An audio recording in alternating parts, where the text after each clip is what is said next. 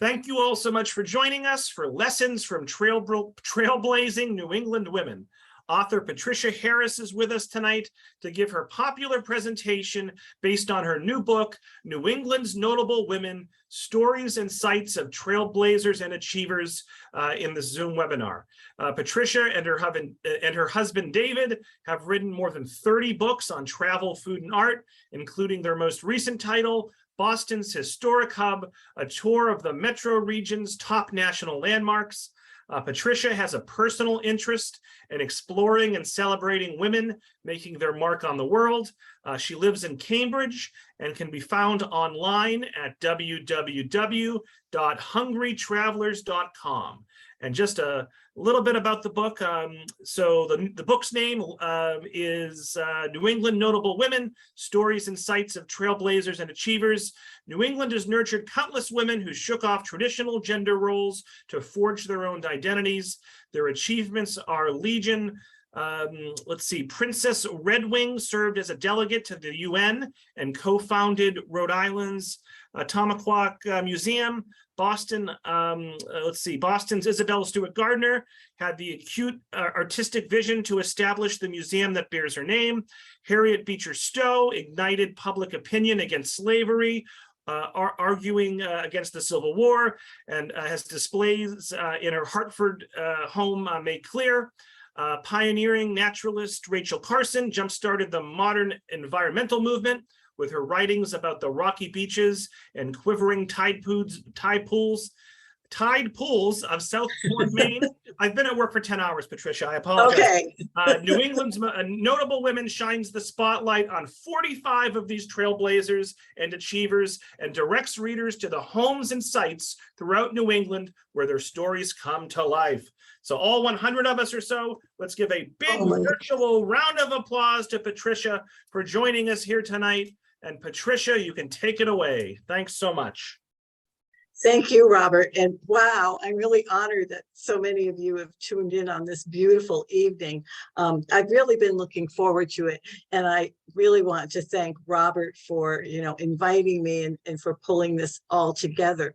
The last time we met, my husband, David Lyon, and I did a Zoom presentation on one of our other books, Historic New England, which is, a roundup of 100 national landmarks in our region. But tonight I'm here on my own, and I'm talking about this book that you see on the screen. As Robert said, New England's Notable Women, the Stories and Sights of Trailblazers and Achievers. So I do want to tell you that I think that title is kind of a mouthful. I wanted to call it Yes, You Can, but my publisher had the last word on that. But honestly, I think Yes, You Can is really appropriate because it's the message of the 45 women that I've written about, and they shook off the expectations of their gender and the limitations of their times to every one of them make their own mark in the world. And they span actually 4 centuries of New England history. And there's such a talented lot of artists, authors, designers, scientists, conservationists, collectors, and museum founders. A number of them were activists who, stood up for their principles, even in the face of really strong opposition. And I think their achievements are all the more extraordinary when you consider that a number of the women were denied more than the most rudimentary, education because of their gender. And as I was writing, I realized that access to education is a theme that really runs through the book and through women's lives. So as Robert said, each of the women that I wrote about is associated with a site that you can visit and where I do think her story kind of comes to life. And I was really pleased when a woman at a previous talk told me that setting each woman in a particular place made them seem more interesting and more human. So I hope you all agree. So tonight, I'm going to introduce you to 8 women who span 2 centuries of New England history. And don't worry, I have lots of photos, and my husband, David, is here. He's my check person. He's handling the AV. So I did, as the title suggests of my talk, I did learn a lot from these women, and I hope that you enjoy getting to know them as much as I did. They really are inspiring. Yes, you can. And that is, as Robert said, we'll have some time for questions at the end. And I'm really looking forward to, hearing your thoughts. So I'm going to start now with Prudence Crandall. And she founded, here she is, she founded the Canterbury Female Boarding School in Canterbury, Connecticut in 1831. Now, she was born in 1803, and in terms of education, frankly, she was one of the lucky ones. She was born into a Quaker family, and her parents believed in equal education for boys and girls. So she was able to attend a Friends boarding school, Society of Friends boarding school in Providence, Rhode Island. And she was already an experienced teacher when the town fathers of Canterbury, Connecticut, asked her to open a school for young women. So she took over this really beautiful federal home right on the town green, a really, really prominent location in the town. And daughters from the town's leading families began to attend her school. Now, all was going really well until Crandall admitted Sarah Harris as a day student in 1832. So that was only a year after the school had opened.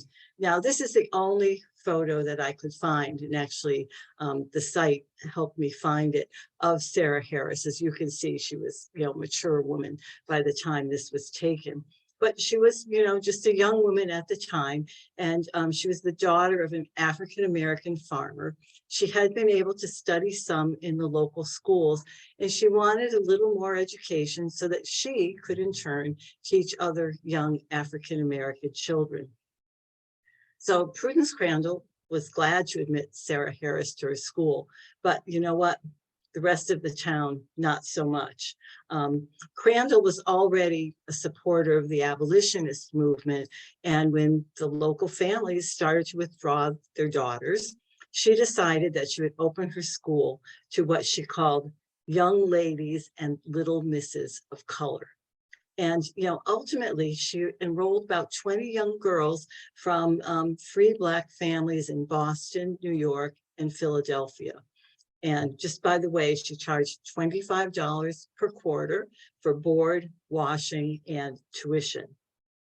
Now, it is frankly an understatement to say that the town was not happy. The girls were threatened with violence. The school's well was polluted. A rock was thrown through the window, and a corner of the building was actually set on fire. If you visit, actually be sure to ask the guides to show you the charred boards, because they remain as a testament to intolerance.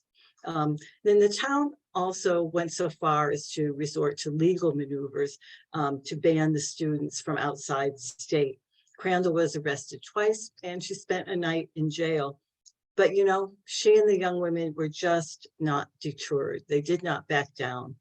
But the final straw came in September of 1834. A threatening mob actually attacked the school, and Crandall decided it was just too dangerous for the young women, and she closed the school the next day. But I think this is her lesson. Some things are worth doing, even if they don't succeed at first. Her school only lasted 3 years, but I think it really made a difference. Crandall actually left New England, but she continued to teach and to advocate for equal rights. And several of her young African-American students did go on to become teachers and reformers. And it was complicated, but the legal case against Crandall did lay some of the groundwork for the 1954 decision of the U.S. Supreme Court that finally established equality in education. And Prudence Crandall herself also received her due in 1995 when the state of Connecticut made her the state heroine. And the state actually does own the house, and they open it for tours. They operate it as a museum, and this spring it reopened after very extensive renovation. And I will warn you that if you decide to visit, staff are working on developing new exhibits, so you might find it a little empty. But as you can see from this picture, it's really a beautiful house. And the guides do a really good job of, telling the story about the struggle for equal education that took place here. So I'm going to stay in Connecticut because I want to introduce you to Mabel Osgood Wright. Here she is. And her lesson boils down to 3 words: find another way. When she couldn't realize her dream of becoming a physician, she found another way to use her talents. She combined her aptitude for science with her love of nature, and she became an early leader in the conservation movement at the turn of the 20th century. And she also founded Birdcraft Sanctuary, which is in Fairfield, Connecticut. It was the first private songbird refuge in the country. And actually, she's sitting in the refuge here in the photo. Now, like Prudence Crandall, Mabel Osgood was fortunate. She was born into a family that believed in equal education, at least up to a point. Actually, she was born in 1859, and she grew up in New York City. Her father was a prominent Unitarian minister, and he was happier for her to attend private schools. But he put his foot down when Mabel wanted to attend medical school. As far as he was concerned, medicine was not a proper profession for women, and he had the last word. But here is where Connecticut comes in. You were probably wondering. Mabel became fascinated with the natural world when she spent summers with her family at their country house in Fairfield. And in fact, she spent part of every year at the Fairfield home for the rest of her life. And she began publishing nature essays in newspapers when she was still a teenager. And she became Mabel Osgood Wright when she married in her 20s. And about a decade later, she published her first book. I think it has a really charming title. It's called The Friendship of Nature, a New England Chronicle of Birds and Flowers. And her timing was actually perfect. Bird watching was catching on as a sort of a popular leisure activity, but there were few guides for sort of the general public on the subject. And you know what? She was also lucky. Location. Her Fairfield neighbor was the Macmillan publisher, and he suggested that she write a guide to birds. So Mabel sort of tackled the project with what I imagine would have been the same rigor she would have put into studying the 206 bones of the human skeleton.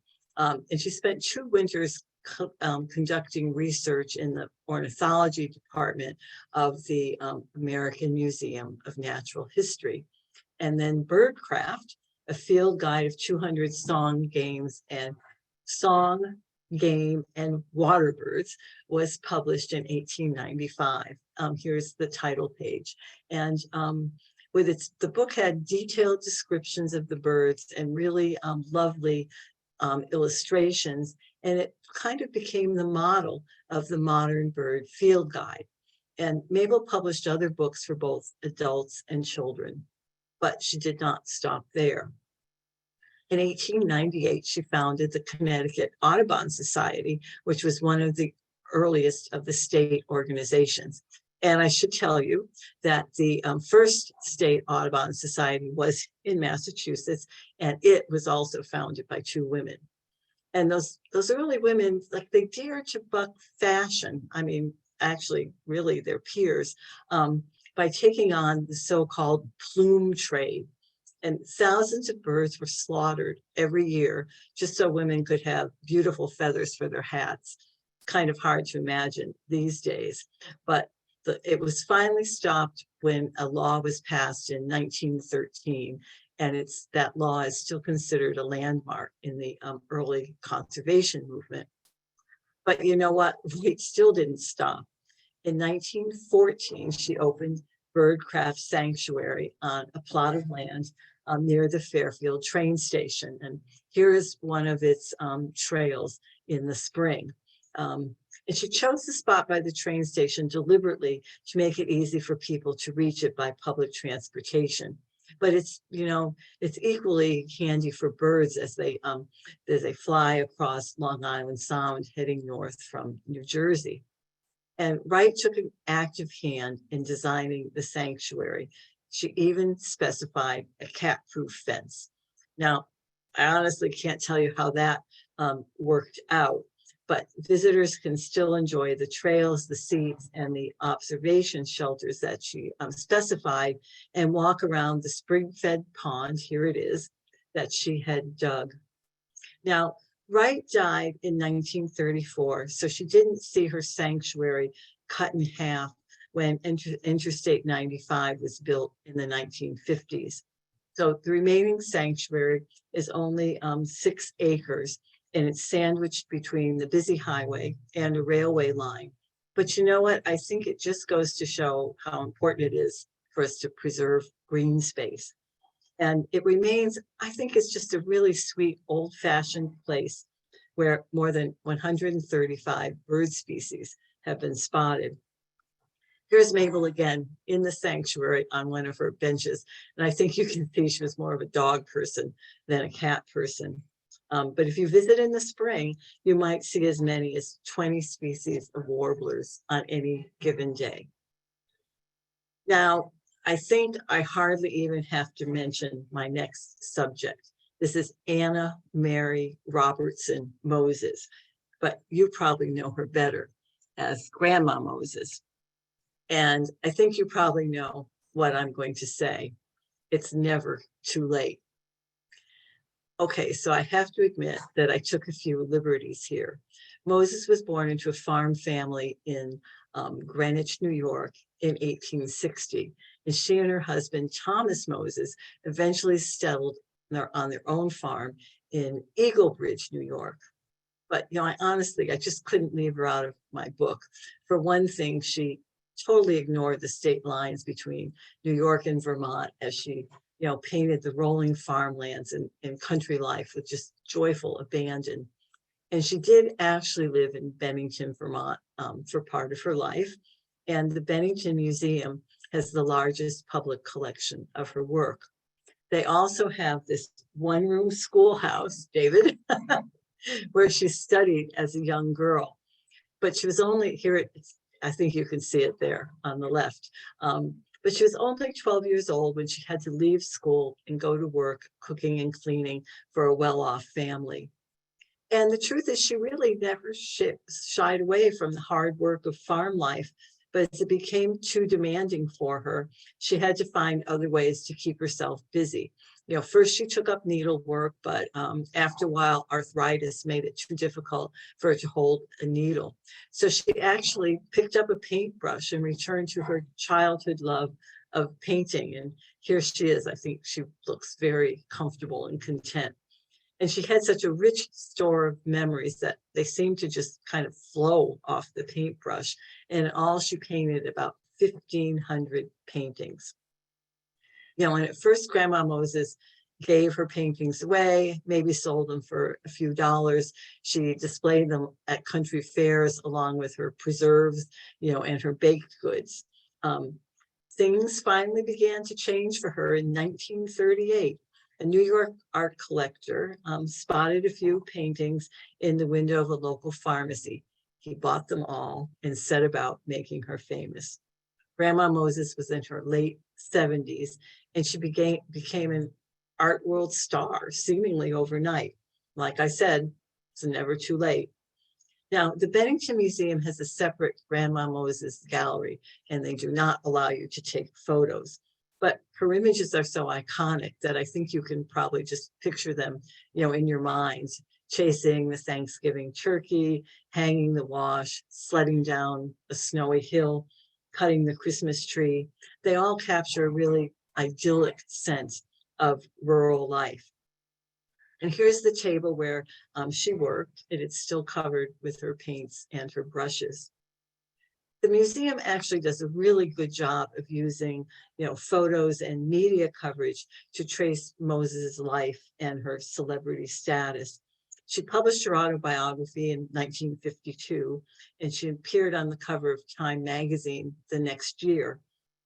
If you visit the museum, don't miss the recording of her 1955 interview with Edward R. Murrow on his TV show, See It Now.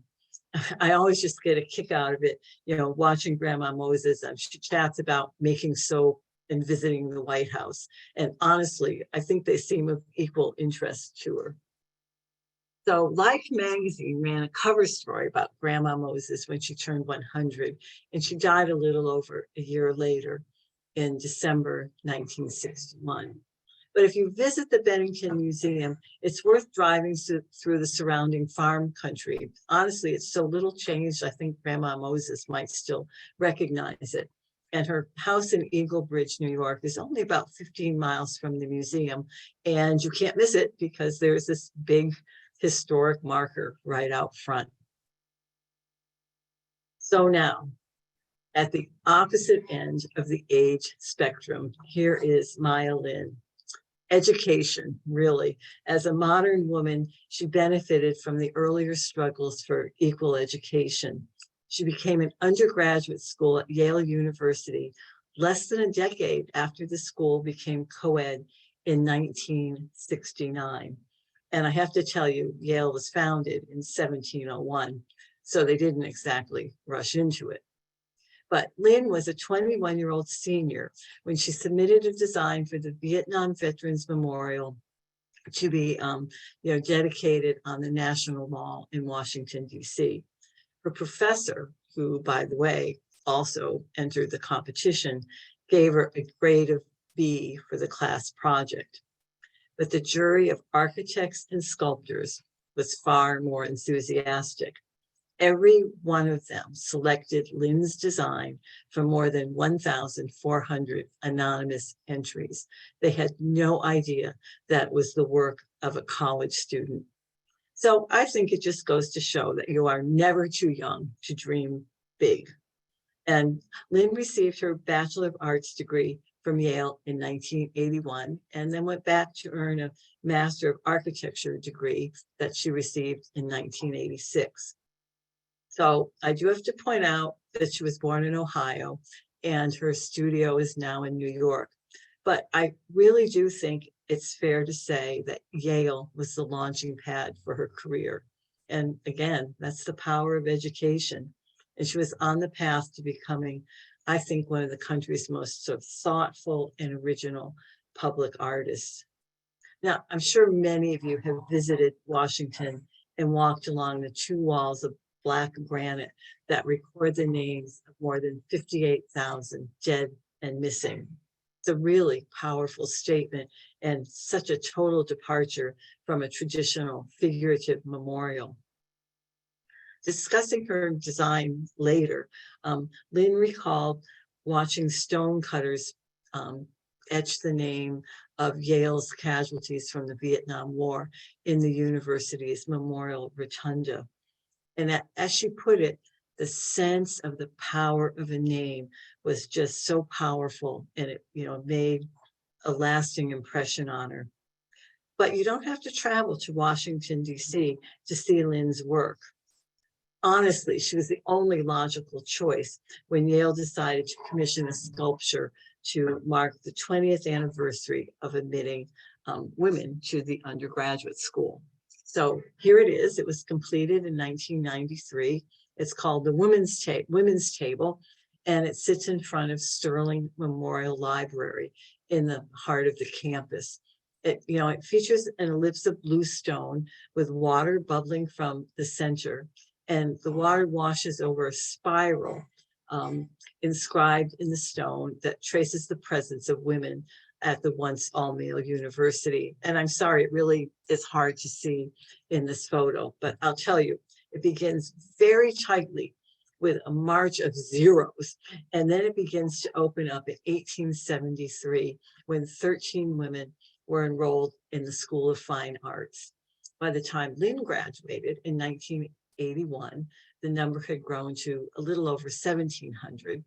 And when the Women's Table was dedicated in 1993, the number had climbed to about 5,200. And Lynn said that she chose the spiral shape because it suggests the beginning, but leaves the future open.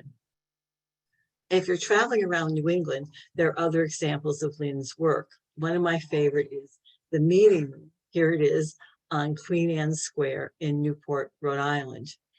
And what Lynn did was create a series of stone foundations that recall 3 centuries of buildings that once stood on the square. And they're not off limits at all. There are no barriers around them. In this photo, people are sitting down, getting ready to have lunch. And to me, that's a really successful piece of public art. And, you know, by the way, this project was supported by the Newport Restoration Foundation, which was founded by the heiress Doris Duke. And in fact, she owned one of the city's grand mansions. And the Restoration Foundation has really done a lot and continues to do a lot for the city. And Doris Duke is in the book too. And I am going to bring you now to Newport, Rhode Island, but I'm going to point you instead to this woman, Alva Smith Vanderbilt Belmont, quite a name. And she actually presided over not one, but 2 of Newport's over-the-top Gilded Age mansions. You know, by all accounts, Alva was actually quite a character. She was born into a distinguished Alabama family in 1853, and she moved with them to New York City shortly after the Civil War. The family eventually fell on hard times, but Alva secured her financial future by marrying William K. Vanderbilt in 1875. He was the grandson of Cornelius Vanderbilt, one of the richest men in the country. Much to Alva's distress, all that money did not automatically open the doors to the upper echelons of Manhattan society. But Alva found a way. Legend has it that she and William threw a $3 million housewarming party for their new mansion on Fifth Avenue. And when Caroline Astor, who was kind of the gatekeeper to the elite, attended, she just couldn't stand to miss it. The Vanderbilt's social standing was secured. Now, the Fifth Avenue mansion was later torn down, but by all counts, it was basically like an enormous castle. And you would think that would be enough house for anyone. But, you know, in the late 19th century, wealthy families liked to spend the summer in Newport, where the breezes made it much more cool and comfortable. So they needed another home for that. As a gift for Alva's 39th birthday, she and William began construction of this 52-room mansion. It's modeled on the Petit Trianon.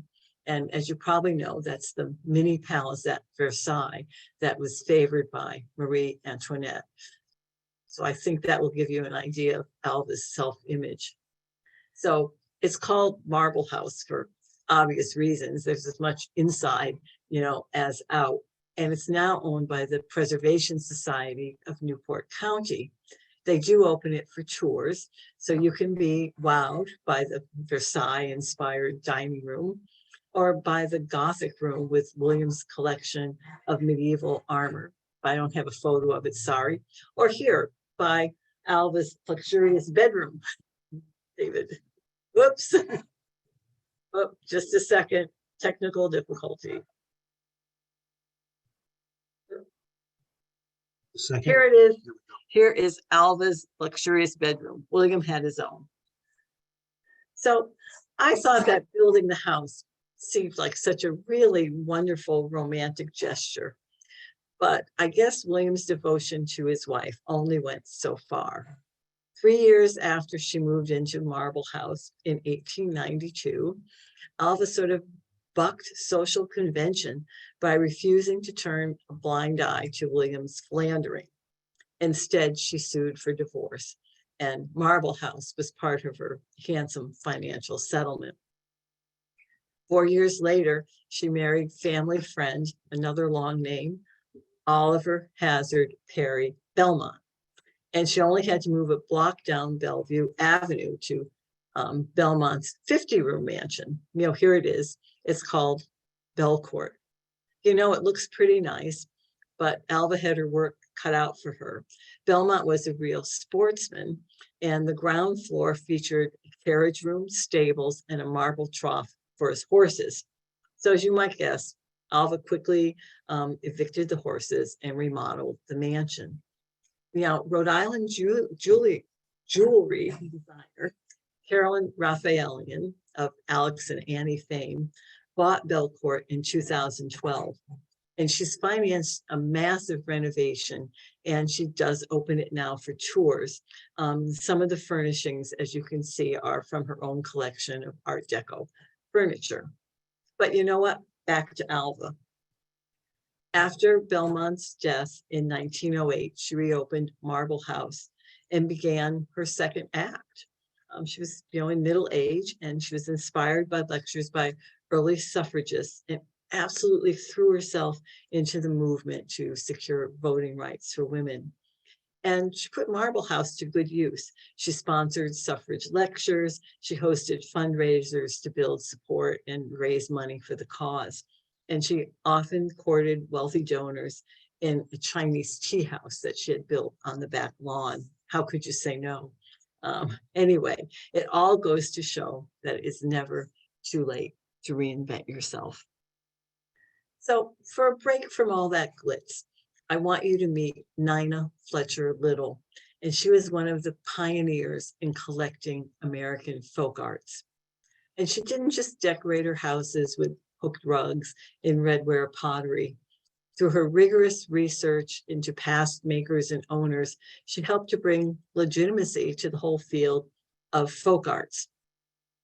Now, by all accounts, Nina had a lot of confidence in her own taste. Just consider the exterior here of the 1728 farmhouse in Essex, Massachusetts, that she and her husband, Bertram Little, purchased in 1937 as a summer home. They called it Cogswell's Grant after the original land grant for the property. Now, colonial era homes like this were usually painted white or had those, I'm sure you've seen them, those silvery weathered shingles, but not Nina's house. She chose this really sunny yellow orange that she called persimmon. And her message, trust your own taste and don't be swayed by fashion. That's certainly what she did. The Littles started collecting antiques shortly after they were married in 1925. But when it came time to furnish Cogswell's Grant, they decided to fill it with furniture and decorative objects from the same era as the house, and preferably from the same region. And they had lots to choose from. American folk arts were out of fashion with most homeowners and barely acknowledged by the fine arts establishment. When word spread that the Littles were looking for old stuff, their neighbors just rushed to open their barns and their attics. So the Littles were able to fill Cogswell's Grant with objects that delighted them. Hooked rugs and redware pottery, absolutely, but also painted furniture, unusual rocking chairs, landscapes and seascapes, early painted portraits, decoys and boxes, lots of boxes. That's something that Nina particularly favored. The Littles collected as a team, but I do think it's fair to say that Nina was the captain. She'd received a high school education at the private Brimmer and May School in Chestnut Hill and went on to become a self-taught expert in American folk arts. Bert pursued a career working in publishing and for what is now historic New England, while Nina brought kind of a similar, I think, professional dedication and organization to collecting and documenting their objects. She was famous for placing little labels with tiny writing on the bottom of everything. And the home is now actually owned by Historic New England, and it's open for tours. Now, here is Nina's small office, which is itself, I think, a real time capsule. You can see she had a manual typewriter, a rotary phone, and lots of ring binders. And she wrote more than 150 books, articles, and exhibition catalogs that helped to legitimize and advance the study of American folk arts. And here's just a small sample of some of her writings. And her in-depth knowledge, and I think even more than that, her genuine real appreciation for humble folk objects made her a much sought after expert in developing museum exhibitions. Among her other projects, she studied probate documents and other records to develop the furnishing plan for the 1796 Salem townhouse at Old Sturbridge Village. But Cogswell's grant is her true masterpiece. And I think it's so unusual and fascinating to see this world-class folk art collection, really nothing like it, left just as its owners arranged it, lived in it, and truly enjoyed it. Time for a drink. So the women I've been speaking about so far face challenges on their own, but sometimes, however, there's strength in numbers. And the Mill Girls of Lowell, Mass. Are a great example. They were actually the first class of working women in America, and they also sparked one of the country's first organized labor movements. And this is a contemporary sculpture that honors them in downtown Lowell. So the first large-scale factory city in the country began in Lowell in the 1820s. And those textile mills could not have operated without young women who left their family farms and their small villages to work in the mills and to really try to expand their horizons. And these young women helped to make Lowell one of the country's largest manufacturing centers. By the mid-19th century, more than 40 mill buildings stretched for a mile along the Merrimack River. You know, by a century later, I think you all know the story, the mills were all closed, but the Lowell National Historical Park does a great job of preserving some of the buildings, the canals, and the walkways that made Lowell, a powerhouse of manufacturing. Now, the Mogan Cultural Center, for example, occupies one of the former boarding houses where the young women lived. And the kitchen, the keeper's room, and this fairly large dining room were all on the first floor.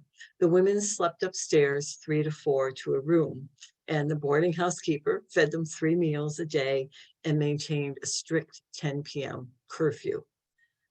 The young women actually worked 12 to 14 hours a day, and they had a half day off on Saturday and a full day of rest on Sunday after church services. Now, if you visit, don't miss the Boot Cotton Mills Museum. It actually occupies a later weave room from the 1920s, but it'll still give you, I think, a good idea of the kind of conditions that these young women had to endure. When you enter, the park rangers will give you earplugs, and trust me, you will need them. Even with only about a dozen of the 80 or so looms operating, the noise is so intense, the air seems to just absolutely vibrate. I don't know about you, but after a day like that, I would go back to the boarding house and just collapse. But the young women, they were really seeking better lives. They opened bank accounts, they shopped for stylish clothes, they attended cultural programs and lectures by, noted figures like Ralph Waldo Emerson and Edgar Allan Poe and Frederick Douglass, and they even published their own literary magazine. You would think that the mill owners would show their appreciation for the young women who helped make their fortunes. This, by the way, is an engraving by Winslow Homer. But, in terms of the mill owners, you know what? You would be wrong. Instead, they cut wages in 1834. And instead of just taking it, some of the women organized as the Factory Girls Association, and they staged a strike. Honestly, it was practically unheard of at the time. And one of the mill owners actually declared that a spirit of evil omen prevailed. But the truth is that management prevailed. They broke the strike and they crushed another one 2 years later. The women were much more savvy when they organized again about a decade later. Their goal was to reduce the workday to a mere 10 hours. So strength in numbers. They sometimes joined forces with a working men's association. They founded chapters in other mill cities. They published pamphlets exposing the poor working conditions in the mills. They presented a petition to the Massachusetts legislature, and they testified before a legislative committee. And I don't even need to remind you, they didn't even have the right to vote. So in 1847, the New Hampshire legislature actually became the first in the country to limit workdays to 10 hours, but the law was never enforced. And the Massachusetts legislature was not moved to action. But the pressure did force the mill owners to shorten the workday to 11 hours. And not long after that, the workforce of the mills, changed as immigrants who were so desperate for work under any conditions started to take over the jobs. And the women organizers may not have achieved all their goals, but as I said earlier, some things are worth doing, even if you don't fully succeed. And the Lowell Mill Girls did earn a place in labor history. According to the AFL-CIO, the Lowell Mill Girls started something that transformed the country. No one told them how to do it, but they showed that working women didn't have to put up with injustice in the workplace. They got fed up, joined together, supported each other, and fought for what they knew was right. Okay, everybody, hold on. We're almost done. It seems a little odd that Mariah Mitchell, here she is, comes last because she was truly a woman of firsts. Her story begins on October 1st, 1847. She was sweeping the night sky with a modest telescope when she spotted the blurry object that would change her life. She was the first American, not the first woman, the first American to discover a comet. It became known around the world as Miss Mitchell's Comet. And her discovery wasn't simply a matter of chance. She was born on the island of Nantucket in 1818. And again, she was born to a Quaker family, and they sent her to local schools. But, she craved more education, and she studied mathematics, surveying, engineering, navigation, and astronomy with her father, who was an amateur astronomer. She published her comet discovery in the Journal of Britain's Royal Astronomical Society, and she received a medal from the King of Denmark for identifying a new comet not visible to the naked eye. As her reputation grew, she traveled around the United States and Europe, visiting other observatories and meeting with other astronomers. She was the first woman allowed in the Vatican Observatory that was located in a monastery and traditionally off limits to women. Okay, this is going to sound like a broken record, but here we go. In 1848, Mitchell was the first woman elected to the American Academy of Arts and Sciences. And just so you know, they didn't admit another one until 1943. And she was also the first female member of the American Association for the Advancement of Science. We're not done.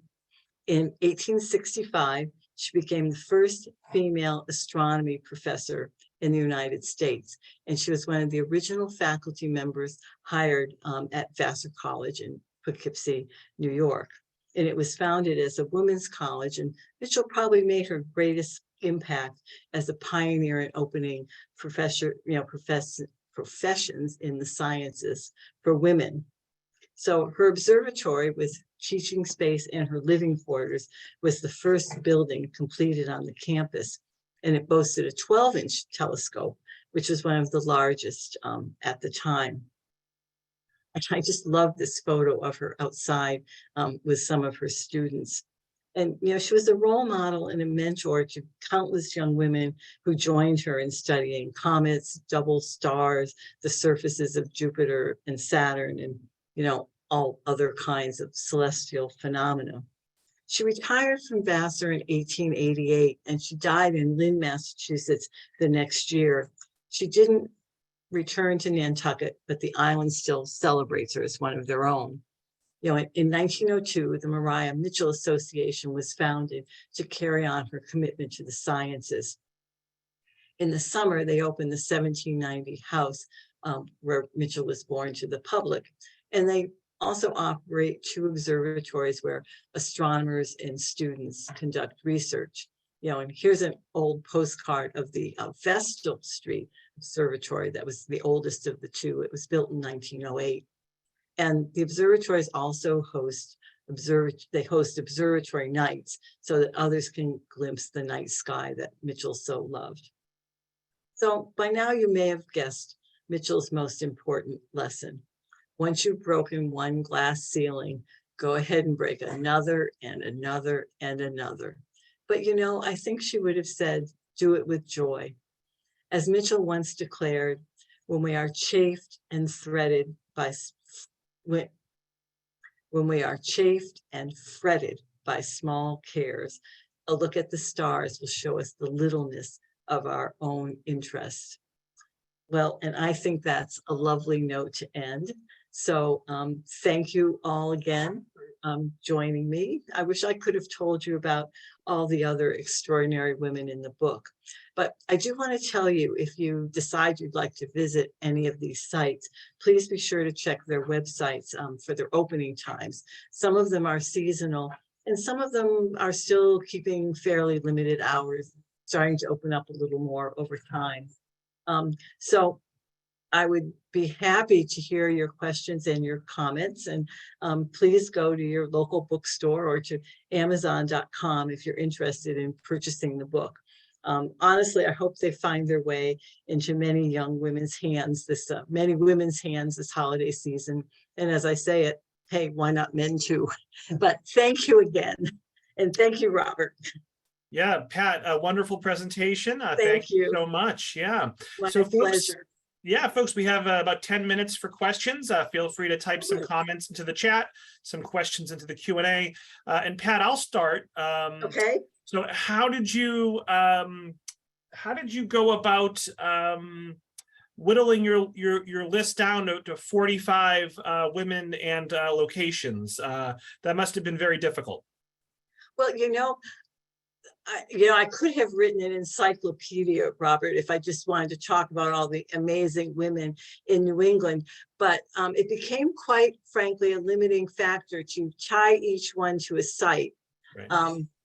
Limited it quite a bit because I wanted it to be a site that people could visit and really have a very rewarding and satisfactory kind of experience. And so I actually built off the book that I've spoken to for your library before, our National Historic Landmarks, that some of the women that are in the book were also, their sites are also in that book, and visiting those sites, some of the guides would put me on to other places, and it just all kind of built. But again, I had more disappointment having to leave women out because there wasn't a good site than I did having to winnow it down. Sure. So let's see. Kristen says, "Thank you. I will make visits to these places." I'm glad. Patricia says, "Very inspiring." Mary says, "Thank you. This was amazing. So many women I had never heard of." Patricia says, "Wonderful. Thank you." Rika says, "Thank you so much for such knowledge on trailblazing women in history. Have a good evening." Mary wants to know, of all the women you mentioned tonight, did any of them have children? Oh, wow, that's a good question. Well, the ones I mentioned tonight, Grandma Moses had quite a few children. Mm-hmm. Maya Lynn has at least one. Maya Lynn, who is still alive, has at least one daughter. Mm-hmm. Lowell Mill girls, I'm sure a lot of them did. Prudence Crandall had no, I take that back. No, she didn't have it. She had stepchildren, but I don't believe she had any children of her natural birth. That's a good question. Yeah. You never know what you're going to get with these Q&As. Kathy says, "I can't wait to read your book. I really enjoyed your wonderful presentation. Great idea to have the site connection. Thank you so much for tonight's talk." Deb found it fascinating. Joanne says, I will have to read your book. Joyce says this was a fantastic presentation. Elaine says, very interesting. Jody says she can't wait to read your book. Huck says, I wonder how much more these women would have found themselves if they lived today. So I wonder how much more these women would have found themselves if they lived today. Yeah, I think that's a really good question. And again, so much of it, other women that I did talk about were so frustrated in their education and how much more a lot of them could have achieved if they had had, greater education. And the other thing, though, that I think is instructive is women are still, not to put too fine a point on it, but having to, advocate and fight for their rights. So some things have changed and some things haven't. Yes, unfortunately. Sally says, so interesting. Loved your commentary. You had wonderful photos, and I loved your enthusiasm. Looking forward to reading your book. I'm going to combine a couple of questions just due to time. Okay. Catherine says, are you planning a follow-up for a second volume of Notable New Hampshire Women? Oh, well, I hadn't been, but it's definitely something to think about. There are two women from New Hampshire, in the book. Krista McAuliffe, of course, the first educator astronaut. We all know about the Challenger. And one of, I think, the more surprising but kind of fascinating, Grace Metalius, the author of Peyton Place, which Vanity Fair calls the first blockbuster novel. But that was really important for exposing subjects like incest, rape, and abortion that people just didn't talk about when it was published. But I'm certainly open for suggestions of more New Hampshire women. And Teresa wants to know, will there be a part 2? Will there be a sequel to this book? I would love there to be. I've actually gotten leads on a couple of other women that I discovered, after I started doing this research. So I'll have to talk to my publisher, Globe Pequot. Let's see, Julia, I have your book from the library and it's a great read. I'm looking forward to visiting some of these sites. Thank you. Thank you. Yeah. Perhaps this is a question I should have led with. maybe we'll close with it. Okay. Karen asks, what drew you to this subject and moved you to write this book? Well, again, it kind of goes, it's true that I just have this interest in, women and how women make their way in the world. And I have another book that I wrote about, it's called 100 Places in Spain Every Woman Should Go. And actually, I was thinking after that book, what can I do? And I thought, well, I really know New England. And because of the research my husband and I had done for the previous book, I already was aware of the number of sites. And the more I started looking, I saw that New England women had influenced the world in so many, different ways that, I didn't talk about. Like, I was thrilled to discover, for example, that Rachel Carson, she launched the modern environmental movement, and she did a lot of her research and writing, on the Maine coast. And so I just realized that there was really inspiring women that I thought other people would be interested in learning about as well. But thank you for asking. So Patricia, we're coming up on 8 o'clock. I'm going to start to wind it down here. Barb says, enlightening and fascinating. I'm ordering a couple of copies from my local bookseller. Many thanks to you, your husband, and the Tewksbury Library. Mary notes that Elva Belmont also had a daughter. Teresa says, right. Thank you. Yep. And 2 sons. There you go. Yep. And then Teresa, we'll wrap up with Teresa's comment. She simply says, thank you for writing this book. I really enjoyed this presentation. So Patricia, where can folks get their hands on your book? I know it was released a few months ago. Where do you suggest folks can find it? Well, actually, some of the sites with gift shops are selling it. I'm hoping it's in a lot of local bookstores and, of course, Amazon.com. And I want to thank everyone for their attention and for these really lovely, comments. It's very heartening. I kind of grew to love these women, and I'm glad to hear that, they're fascinating other people too. Great. So thank you again, Patricia, and Thank thanks, you all. Dave, for the thanks, Dave, for the tech support. Want to thank the Friends of the Tewksbury Library for sponsoring. Want to thank the 10 or so libraries who partnered with Tewksbury tonight. And for anyone who logged on late, just know that I'll send an email on Saturday to all registrants with a link to this recording, a link to a feedback survey, and information about some other upcoming virtual presentations that may be of interest. So thank you all so much, and I hope everyone enjoys the rest of their night. Thanks again, Patricia. Good night, everyone. Thank you. Thank you. Bye-bye.